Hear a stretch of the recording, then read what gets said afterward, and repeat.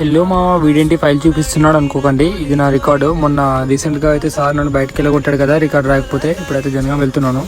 మన Naveen bro bike కోసం అయితే వస్తే బ్రో అయితే దుర్గామాతను ఫోటోలు దిగడంలో బిజీ అయితే ఉన్నాడు.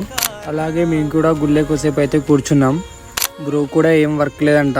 అలాగే మాతో అయితే కాలేజ్కి అయితే వచ్చిండు బైక్ తీసుకుని. అయితే పెట్రోల్ అయితే పోసుకొని ముగ్గురం అయితే జనగం అయితే ఎంటర్ అయిపోయాం. ఇది మా నా ఏకశిలో కాలేజ్ అయితే. దీనిలోకి వెళ్ళకపోయినా నా లైఫ్ బాగుండేదేమో. అయితే సిగ్నల్ దగ్గర అయితే దింపేశారు మావ. ట్రిపుల్ రైడింగ్ పోలీసు వాళ్ళు అయితే పట్టుకుంటారని.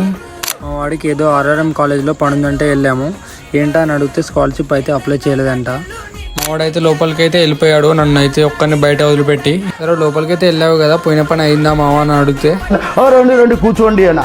ఈ లోపు సార్ అంటే టీ ఇవ్వండి. ఈ లంచా కొడుకు ఎవరు, ఈ లంచా కొడుకుని ఎవరు కూర్చోబెట్టి దెంగే కూర్చోబెట్టు. అలా అనగానే బయటకు అయితే వచ్చేసాడట మావ. నిజం చెప్పాలంటే మా వాడికి కాలేజ్ ప్రిన్సిపల్ సార్ ఎవరు